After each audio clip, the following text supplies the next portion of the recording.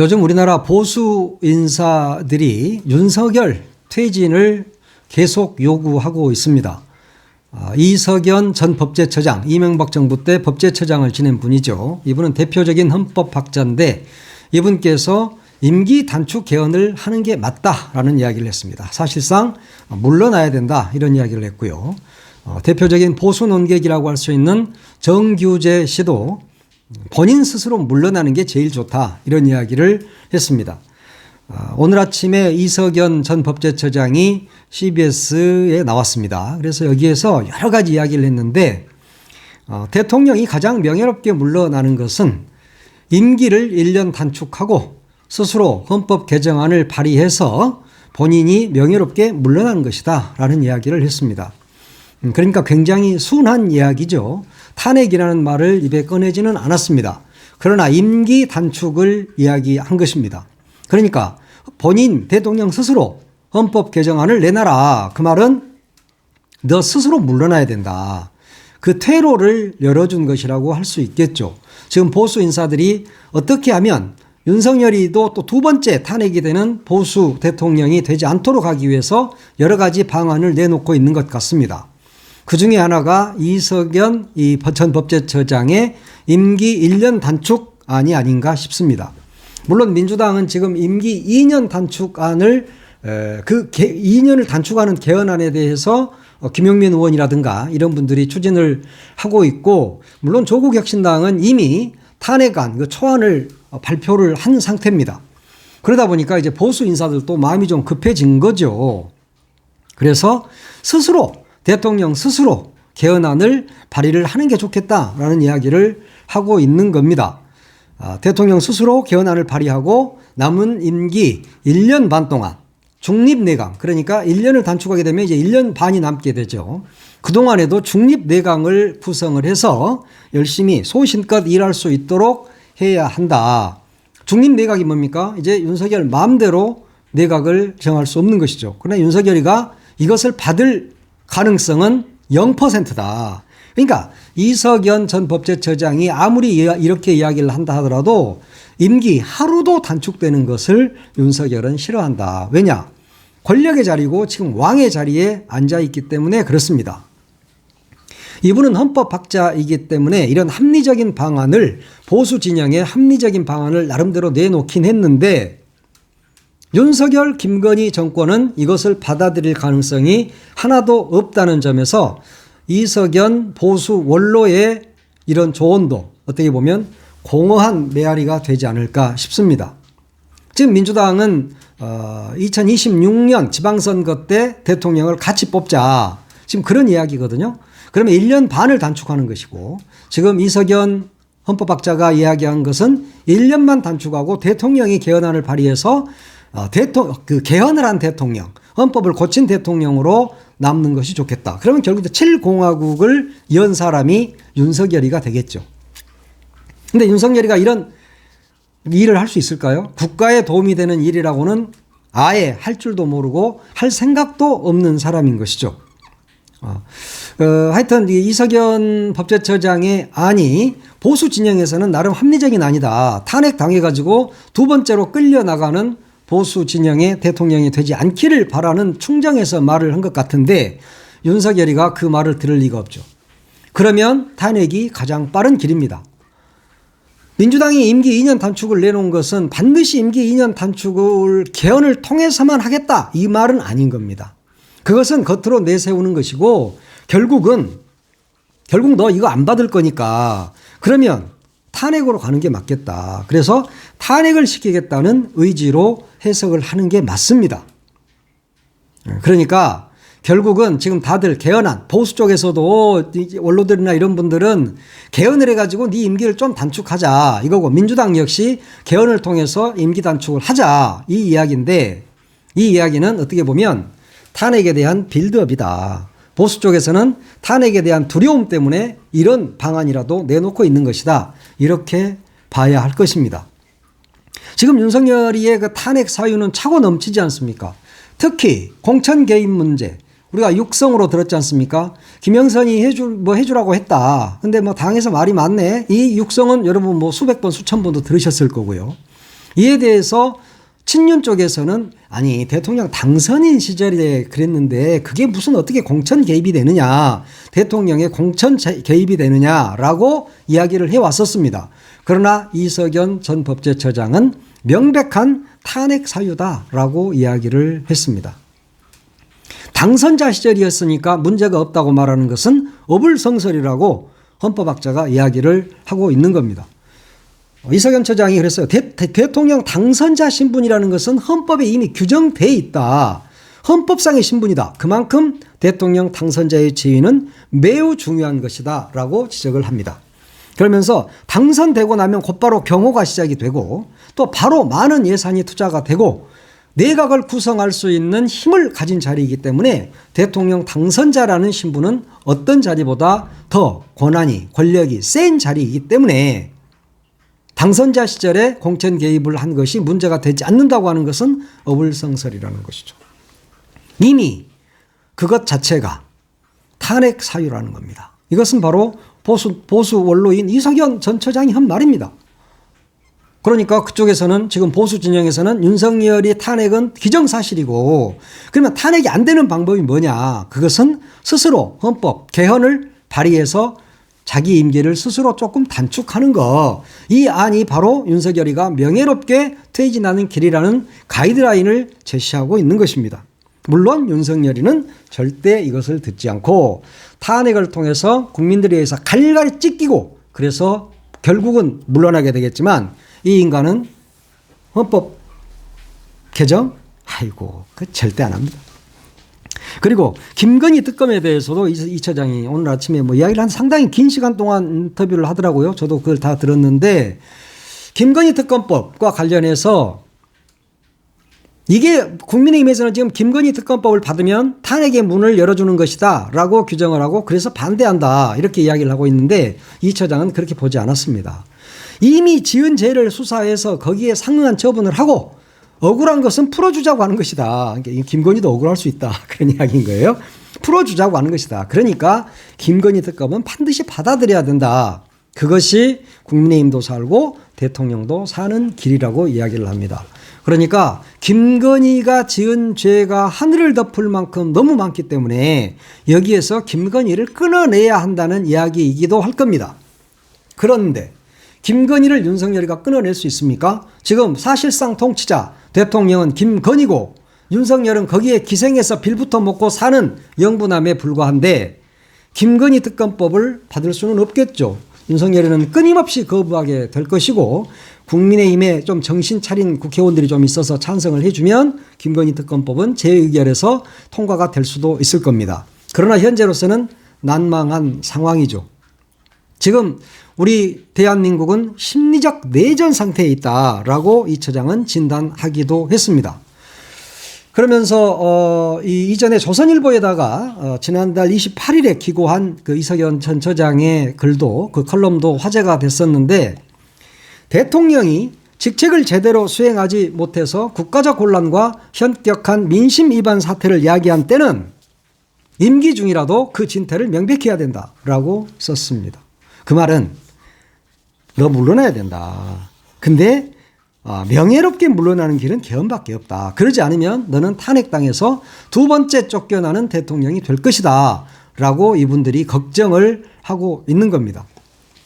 그러면서 이분이 나름대로 들을만 하더라고요. 이 인터뷰가. 여러분도 뭐 찾아보시면 전문을 좀 들어보는 것도 좋을 것 같은데 이재명 대표의 1심 판결 여기에서 뭐 징역형이 나왔지 않습니까?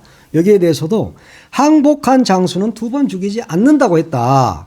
이재명 대표는 대선에서 이미 졌는데 또다시 끌어내리고 피선거권 박탈을 하는 형을 선고한 것은 부관 참시나 다름없다라고 지적을 합니다. 그러니까 재판부를 향해서도 너희들이 지금 도대체 뭐하는 짓거리냐. 이재명 대표는 이미 대선에서 진 것으로 해서 항복을 한 것이나 마찬가지다. 그런데 또 피선거권을 박탈하는 그런 부관 참시를 하고 있는 너희들이 과연 사법부냐라고 일갈을 하고 있는 겁니다. 보수 대표 논객이죠. 정규재 씨. 이분도 주기자 라이브, 주진우 기자와의 인터뷰를 했더라고요. 뭐 그제 했던데 여기서 정규재 씨가 이렇게 말합니다.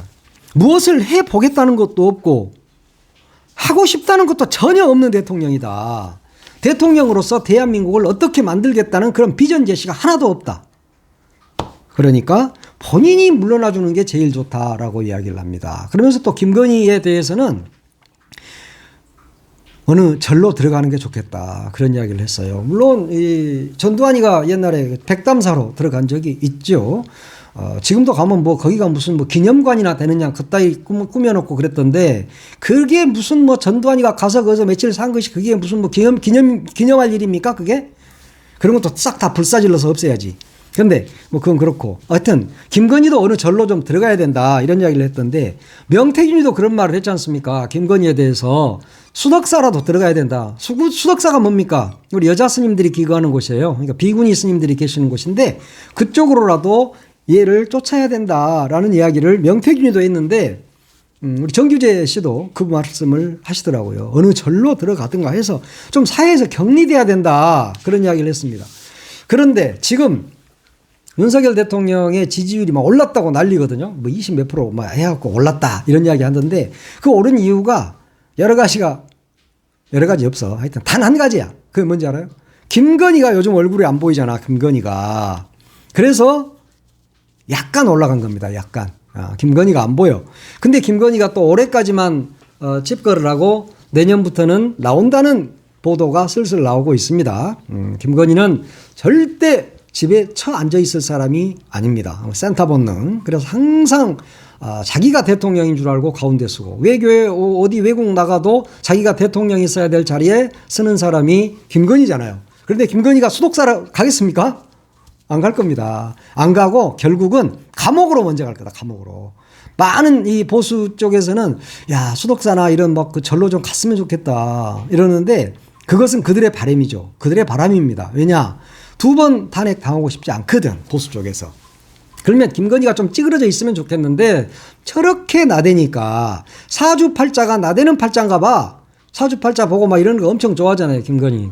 보니까 본인이 나대지 않으면 몸이 아픈가? 뭐 신병이 막 오고 그런가? 하여튼 그런 생각이 좀 들더라고요. 그래서 어떤 사주쟁이가 당신은 나라를 경영해야 될 팔자입니다. 라고 해서 지금 지가 나라를 경영하고 있는 게 하는 생각이 듭니다. 아마 그럴 겁니다. 분명히 어떤 점쟁이가 그렇게 말해줬어. 너희 남편은 명태균이도 그런 말 했잖아요. 장님무사. 장님무사다. 너희 남편 장님무사고 너는 안진뱅이로서 네가 다 얘를 조종하고 해야 된다라고 했다잖아요. 그게 명태균이 말을 좀 충실히 따르는 것이죠. 그리고 옆에 하도 무당들을 많이 두고 있어서 무당들이 이 말 저 말 다 하면 그걸 다 듣고 있는 거예요. 그래서 지금 무당 정권이 된 거잖아요. 지금 대통령실에 제2부속실을 설치한다 그러는데 많은 국민들이 그래서 그걸 제2부속실이라고 안 하잖아. 제2무속실이에요. 무속실. 부적 쓰는 제2무속실을 만드냐 이런 이야기를 합니다. 에이 쓸데없는 소리고. 신평 윤의 멘토였다는 신평 변호사가 있습니다. 이분이 페이스북에다가 어제 글을 썼습니다. 윤석열 정부의 특징을 딱 하나를 잡아내자면 유난히 배신자가 많다는 것이다. 그래서 배신자. 윤석열을 배신하는 자가 많다. 이런 이야기를 했습니다. 그러면서 한동훈이는 윤석열 김건희 목에 칼을 겨누고 있다. 이렇게 이야기를 했습니다. 이런 내용을 페이스북에 썼는데 그러면서 왜 배신자가 많으냐 또 스스로 또 답을 냅니다. 윤석열이가 못하고 있기 때문에 배신자가 많다. 이렇게. 혹시 자신들에게 허물이 없는가에 대해서 깊이 반성해 봐야 된다라고 이야기했습니다. 당연한 이야기죠. 지금 윤석열을 따르고 있는 자 중에 진정으로 마음속으로 윤석열을 따르는 자가 있을까요?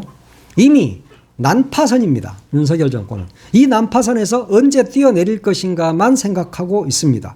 그래서 신평 변호사 말대로 유난히 배신자가 많은 정권이 아니라 이 배신자가 아니라 이들은 이 배에서 이제 탈출할 궁리를 하고 있는 사람들입니다.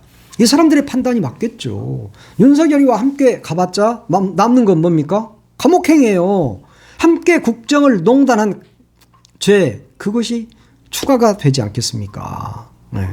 그래서 지금 이상민 행안부 장관은 무슨 뭐 안기부장으로 보내고 국정원장이라고 그러나요? 국정원장으로 보내고 또 뭐 원희룡이는 또 무슨 국무총리를 시키니 어쩌니 하고 이러고 있던데 결국 남은 사람이 한 줌도 안 된다. 그러니까 자기 스스로 돌려막기를 하고 있는 상황입니다. 신 변호사는 이렇게 말했어요. 배신자의 출연을 안기 위해서는 대통령 옆에 쓴소리도 마다하지 않는 사람들을 많이 둬야 된다. 이런 이야기를 했는데 윤석열이는 쓴소리 하는 놈을 제일 싫어하거든. 그러니까 이제까지 나라가 이 모양 이 꼴이 된 거잖아요. 근데 신 변호사가 지금 좀 뭔가 좀 답답했나 봐요. 뭐 이석연 처장도 답답하니까 나와서 라디오에 나오고 신문 기고를 하고 그래서 지금 어떤 가이드라인을 제시하고 있는데 신평 변호사 역시 이대로 가다가는 내일 모레 망하겠구나 하는 생각을 한 것 같습니다. 한동훈에 대해서도 뭐 여러 가지 이야기를 많이 했는데 결국은 한동훈이가 배신자다 그 이야기를 하고 있습니다. 그럼 한동훈이가 뭐 배신한 게 어디 한두 번이겠습니까? 관상 봐도 다 알아. 나도 관상 잘 봐요. 예. 관상 잘 봅니다. 나도. 근데 한동훈이를 딱 보면 배신자상이야. 배신자상. 그걸 내가 자세히 나중에 한번 내가 뜯어서 이야기를 해줄게요. 지금 늘 그러잖아요. 뒤에 숨어가지고 꼼수 노리고 자기가 잘못한 것에 대해서는 단 한 번도 인정한 적이 없고 상대가 무슨 잘못을 하기만 기다리다가 그 허점을 파고들려고 하는 쥐새끼 같은 행색을 지금 하고 있는 것이 한동훈의 모습입니다. 스스로의 선택과 결단은 단 한 번도 없었습니다. 윤석열이하고 한 20년 동안 함께 그렇게 지내면서 늘 그 후광을 노려왔었고 그러다가 이제 윤석열이가 망할 것 같으니까 망하니까 내가 윤석열을 배신하고 나도 한번 뭔가 해봐야지. 윤석열이도 하는데 왜 내가 못해? 라는 생각을 하고 지금 배신자로 나가고 있는 것이죠. 그래서 심평이는 그것이 안타까웠나 봅니다. 예, 매우 안타까웠나 봐.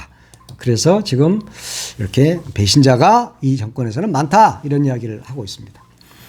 요즘 대학가에 시국선언 이어지고 있습니다. 연세대 교수들이 시국선언을 어제 발표했습니다. 물론 동국대도 했죠. 근데 연세대 교수 177명이 시국선언을 했는데 제목이 재밌네. 당신은 더 이상 우리의 대통령이 아니다 라고 했습니다. 우리의 대통령이 아니다. 당신은 그러면서 여기가 그 미션 스쿨이잖아요. 기독교 학교인데 성경 구절을 딱 인용했습니다. 그 시국선언문에 나와요. 나 야훼가 선언한다. 나 이제 이런 자들에게 재앙을 내리리라. 거기에서 빠져나갈 생각을 말라. 머리를 들고 다니지도 못하리라. 재앙이 내릴 때가 가까웠다. 그랬습니다. 이야, 그러면서 불의한 권력에 대해 성서는 이렇게 준엄한 경고를 내렸다라고 이야기합니다. 나 이제 이런 자들에게 재앙을 내리리라. 빠져나갈 생각을 말라라고 이야기한 성경 구절을 인용하고 있습니다. 그러면서 윤석열 정권이 임기 절반의 기간 동안 우리에게 보여준 것은 무능력하고 무책임하고 무도한 권력의 민낯이었다. 그러면서 스스로 물러나라. 윤석열에게는 대통령 자격이 없다. 스스로 물러나는 결단을 내리기를 촉구한다라고 마무리를 했습니다. 대학 교수들이 수도 없이 많은 대학의 우리 교수님들이 나서서 윤석열 너는 우리의 대통령이 아니다라고 이야기를 하고 있습니다. 하루빨리 물러나야 됩니다. 그것이 사는 길입니다. 보수 논객들 이런 분들의 그리고 보수 원로 보수들의 이야기를 잘 들어야 됩니다. 그분들은 윤석열이 사는 길을 제시하고 있습니다. 윤석열도 사는 길이고 대한민국도 사는 길 그것은 스스로 물러나는 일입니다. 결단하시기 바랍니다. 하루빨리.